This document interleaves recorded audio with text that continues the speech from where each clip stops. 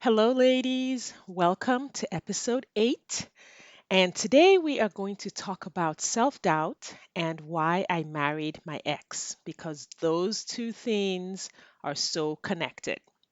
But first, happy International Women's Day. I am recording this on the 8th of March, 2021, and it's International Women's Day. And I just want to celebrate myself and I want to celebrate all of my listeners who are women and my audience and my clients and all the women who make the world go round. We are amazing. We are amazing. And I can't even begin to tell how glad I am to live in a world where women exist. Like, seriously, we are the bomb.com. I could go on, but then I would use the entire podcast to talk about how much I love the women in my life, how much I love being a woman, how much I appreciate and love my daughter and my friends. Being a woman is awesome, and we are just getting started. Now, that leads me right into the topic of self doubt because one of the reasons I married my ex husband was because I had a lot of self doubt. And I'll tell you the details. But I think some of that self-doubt is was also very related to what I had been taught about my capacity and my ability as a woman, which is really what makes this topic so important on a day like International Women's Day. I had believed so many stories about myself and my abilities, and those stories created so much self doubt that it took me down the path of being in a marriage that was extremely unhealthy and really not wasting 17 years, but living a very unproductive 17 years with my ex husband. So let's get into the story. All right. I met my ex husband in college, right? And I was a freshman. He was, I don't know, he might have been in his fourth year or his fifth year, but he was quite a bit old. He's 5 years older. And we met at a campus fundraising event. The Department of Chemical Engineering was raising funds for the student government chapter, et cetera, et cetera. So they paired, the students up so you would go raise money at the different corporations that had pledged, money to support the student government. All right, so I was paired with him and we went to a couple of places that were on our list. And then it's interesting. I think we went to two places and then we had about five or six. And after about the second one, he was like, done. Like, I was the freshman, like, I didn't know what we were doing. He was supposed to know exactly what he was doing, right? And he was like, okay, let's go get lunch. And then we got lunch and talked. And after that, he started showing a lot of interest, wanting to take me out, wanting to date. And at that time, I was not interested at all. I knew he was interested, but I was not interested at all. There were just certain things that I was looking for in someone that I would date that he didn't have. He still didn't have them when I dated him later, but you'll understand why I changed my mind later. And I was like, nope, he wasn't, in my mind, he wasn't spiritual enough in the way that I was looking for someone who was spiritual. He didn't connect with me on some of the things that I was really interested in at that time. So I just kind of quietly removed myself from that, from that possibility of dating him, and didn't return his interest. Now, we did stay in the same circle of friends for the next couple of years. So, in terms of a campus fellowship, which is like, the religious organizations on campus, we were in the same department. So, we had a lot of friends of friends. Um, and that actually created a false sense of safety for me later on. Probably, I think about 2 years later, I can't quite remember the timeline. So it was a little more than 2 years later when we reconnected. But we stayed in the same circles, right? So then he graduated. I went on to date two or three other people over the next few years, and then he circled back and got in touch again. So he actually initiated contact about 3 years after we had met and renewed his interest in dating me again. Now, I was a very different person at this point than that very first year. At this point, I was I had dated, so I dated like two or three people, and it hadn't worked out, and there was a lot of drama around some of those relationships, and it was like, it's not going to work out for me. I was in transition because I was moving to the United States to finish up my college degree, and I had gotten a scholarship to a school. So there was like this like flux that I was in. There was just this space of so many things were happening. I wasn't as close to my campus friends because I was in transition and moving out. I had handed off like my leadership positions with my campus fellowship. There was just that sense of loss and the stress that you're going through when you're moving or when things are changing. And so when he reached out, it was like, oh, this is great. At that time, it felt like it was great because I'd had a recent breakup. So, ladies, start, kind of, I'm sure you know exactly where it's going. I had had a recent breakup. I was in transition and was, in a sense, losing, not in a bad way, but losing, moving away from some of the relationships I'd had and was experiencing that sense of loss that, oh no, I'm moving away. I'm not going back to campus after my internship. So I had left campus, I was doing an internship, and I knew that after that internship, I would not return back to college. So there was that sense of loss because I was leaving the country. And then it was like, oh, then there's this person who I knew, and we had friends of friends, and he's really nice and he's very interested. And to me, it looked like we were moving in the same direction. So it felt like the people I was leaving behind were like, they were over here, and I was moving over here and feeling really sad and alone that I was moving away. But here was someone who was also moving away. So it felt like, oh, this is great, right? We can move away together. But underneath what seemed like a logical reason for connecting with him and dating and eventually getting married was self doubt about my ability to do the things that I had set out to do. Underneath that was I wasn't sure that I could go in the direction that I was planning to go in on my own. I wasn't sure that I could achieve all the things I was setting out to achieve on my own. Right at that point in time, I knew that I was wanting to have a career in communications and in media. I knew I wanted to be a speaker. What is a life coach now? At that time was called motivational speaker. You don't find too many motivational speakers these days. You find more, life coaches who also speak or speakers who also do other things. But then all I knew about was a motivational speaker. I knew I wanted to do that. I knew I wanted to serve people and I wanted to change lives. I knew I wanted to read and study the brain and apply those principles to people's lives. I knew this way back at age, 19, 20, 21. This is not, my career now is not new at all to me. But I doubted my ability to accomplish this big dream.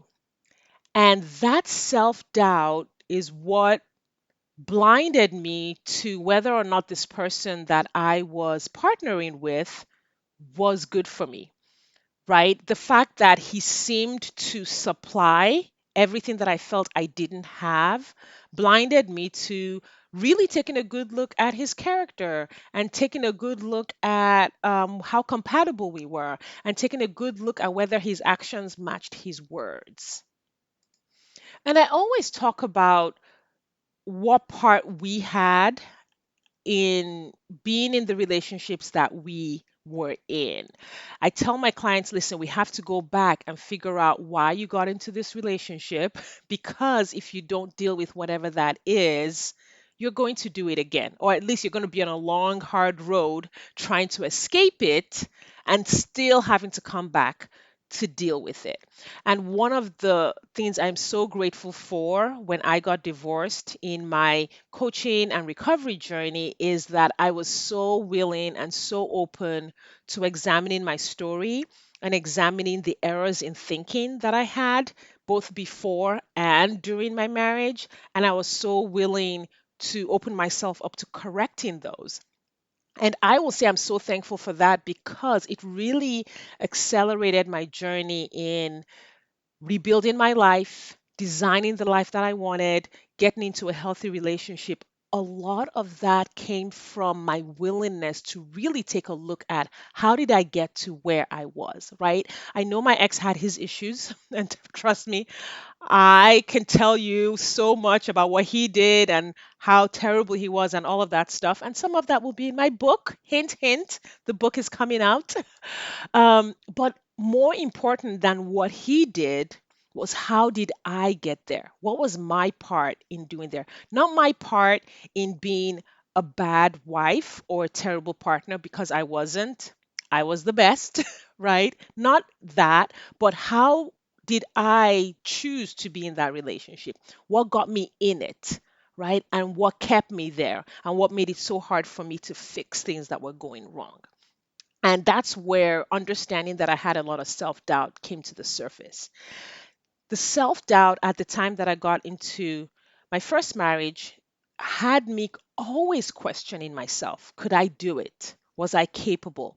Was I smart enough? Was I hardworking enough? Was I educated enough? Was I productive enough? Was I pretty enough? All the enoughs. Was I enough? And when your brain is asking you questions, it always has an answer. It never stops at just the question. And the underlying answer that my brain was giving me at this time was that the answer was a no. You're not good enough. You're not smart enough. You're not capable enough. You can't do it on your own, right? And that thought error, that error in thinking, that limiting belief led me to connect with someone else that I thought would make me enough, someone else with whom I would have the capability of achieving everything that I wanted. So I tell this story today on International Women's Day because women get so much messaging from the world that we are not enough. Now, this isn't unique to women. Many men also have families of origin or situations that put them in the place of believing that they're not enough. Like, I am not denying that. That totally happens. However, there are some unique things about women that, in a sense, multiply the messaging that comes at us, right? It's like when something goes wrong, it's the woman's fault and she needs to fix it and she needs to put it together. And when all things are equal, the woman is still seen as being less than, right? And I won't go down all of the ways that that happens. I know there's a lot of discussion in the world today about messaging that women get. I want to focus more on how it happens in the family of origin because that's really how it came about for me. I grew up in a society where women got a lot of messaging around not being enough. So that was there. But there are also women who grew up in the same society but got a different messaging from their family of origin. And that turned out to be more than enough to keep them out of toxic situations. So I believe or have a theory that even when the world is sending a negative message, if you have people who are close to you, if you are raised by people who give you the right messaging, it's more than enough to overcome the messaging that comes from the world. So, a family of origin that would produce a lot of self doubt in a person would be the kind of family where nothing is good enough, right? And your grades aren't good enough. You do chores but it's not good enough. You try hard but it's not good enough. If your parents were extremely critical or rejecting of you, if there was emotional neglect or if they were emotionally unavailable to you, if you didn't experience that connection or that validation from your parents, it can really create this like deposit of self doubt where you just show up to so many situations with self doubt, right? You doubt your capabilities, you have low confidence. And low confidence can be interesting because you can have low confidence but still show up on the outside as someone who's driven and successful and high functioning. So that sometimes creates a little bit of a paradox where a woman who shows up and looks like she has it all together really has a lot of self doubt on the inside. Self doubt causes you to doubt your intuition, which is a messaging system that really tells you, hey, do you really want to be with this person? This person isn't good for you. And when your nervous system is sending you all those messages about someone who is narcissistic, self doubt will make you question your own intuition, right? Self doubt can make you feel very small when someone is, quote unquote, an authority. So if you're around a pastor or your boss or an older person, you immediately regress into this person who has to do something that other people want you to do. Now, how does having self doubt affect dating after divorce? In so many ways. It affects it in so many ways. If you haven't dealt with self doubt and really worked through that issue, you will doubt your ability to choose a healthy person. You will doubt your ability to learn new dating skills or to show up with confidence. You will allow the people you date to question your judgment. I have talked to women who want to break up with a guy and they go to break up with the person, and then the person questions their judgment in breaking up with him. And then they stay in the relationship because this man questioned their judgment and convinced them not to break up with him, right? There are so many ways that it shows up to like really slow down your ability to get to the relationship that you want. A lot of times, self doubt will cause you to be in indecision about whether or not you want a relationship.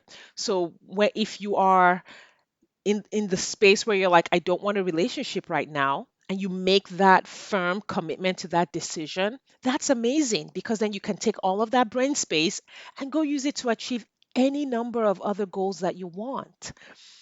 When you're in the brain space that I am ready to create a relationship, you can then you can take all of that energy and create the relationship. But when self doubt causes you to be in indecision, then you're achieving nothing. Your brain space is being taken up by all of the thoughts around should I, shouldn't I, maybe I should. You decide one way today, you get on an app, you see one thing, you jump off the app, you stay off the app for 2 days, and the next thing you're back on the app again, rethinking it. Or you decide to date, and you're on the app, but then you can't decide what you want. So many things because your brain is like, we don't know what we want. We don't know how to do this. We're not capable of doing this. And that produces this situation where you act out not knowing, not deciding, and ultimately not achieving what you want. And then finally, self doubt puts you in this place where you are people pleasing. When you're in a lot of self doubt, you tend to want external validation for your decisions. You tend to want people to say, "Yay, that's a good decision. You did a great job." You don't feel in yourself the permission to self govern your life, to make your own assessments of your life and do things your way, no matter what other people think about it. So then it brings in people pleasing. And you make decisions based on what your friends are thinking, or what the people around you are going to think, or what the person around you is going to date. And you really don't end up living the life that you want. Self doubt will also make you terrified of failure because you're already not sure and not certain about your capabilities. Any hint of failure just serves to like really drive home the fact that you can't. When you doubt yourself, failing becomes so painful and so shameful. And so you don't risk a lot. You don't put yourself out there. You won't do big things because you're so afraid of how you're going to feel if you fail. However, a person who is confident feels pretty certain that, okay, even if it goes wrong, I can handle it. I can fix it. I can change course. I can adjust and I can make it happen. And ultimately, I'm going to get what I want.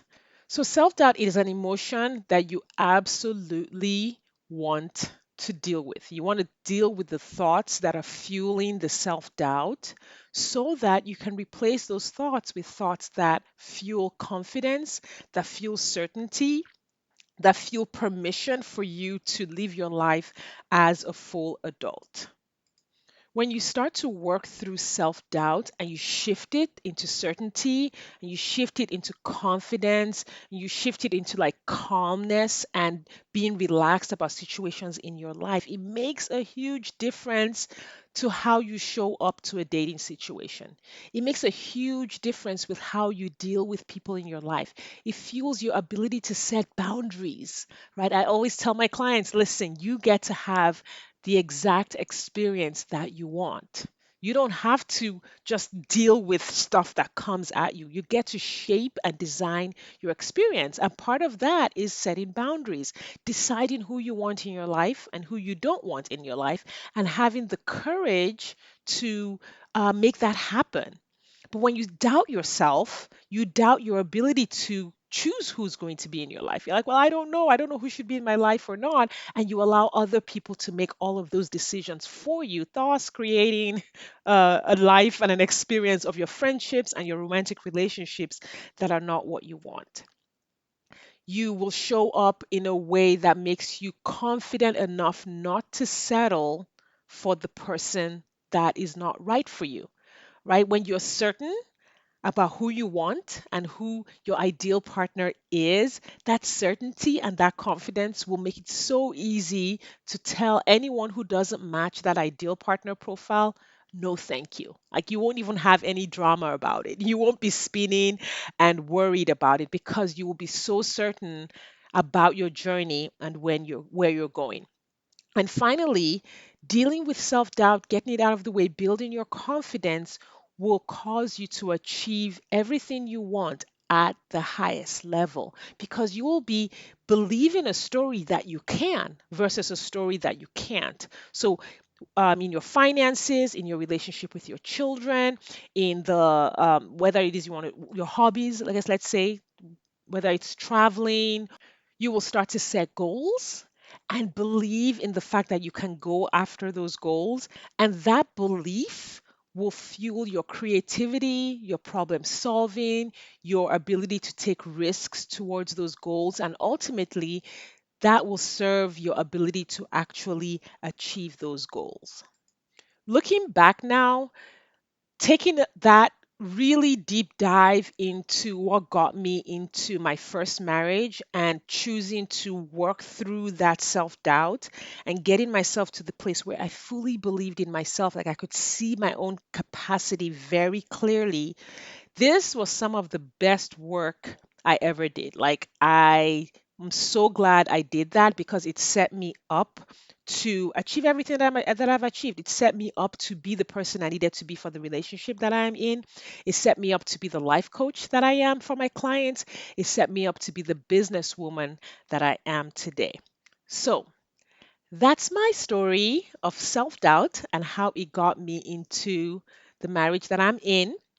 And I shared this in honor of International Women's Day, like I said earlier, because I wanted to tell every woman out there that you absolutely can. You absolutely can create the life that you want. But it requires doing this work. It requires a deep dive into everything that's keeping you from having everything you want and believing that you can step out of that lane and into a lane where you make everything happen. Now, this month, March 2021, I am hosting a webinar titled "The Seven Things You Need to Heal in Order to Find the Ideal Partner Who is Loving and Who is Healthy." Some version of that statement is the actual title of the webinar. And I wanted to offer that to you today on the podcast because I believe that often people are not quite aware of what's between them and the relationship that they want. And I am going to be delving into some of these items that really keep us from getting out there and finding the man that we want. And some of them are things like self doubt, right? Like self doubt kept me from getting it right the first time around in my marriage. And self doubt potentially is keeping some of you from getting it right the second time around, even as you date. So I want to be able to show you what might be keeping you from finding the man of your dreams. So I want to invite you to join me on the webinar. You can just go to shadecurry.com and sign up for my email list. All of the details of the webinar We're hosting it on the 17th of March. All the details about how to join, where to register, what the Zoom link is, etc., will go out by email. So just go to my website, or you can go to my link tree in my Instagram, and you'll find the information there. We'll get you all signed up, and I will see you on the 17th. Thank you for your time and attention, and I will see you next time.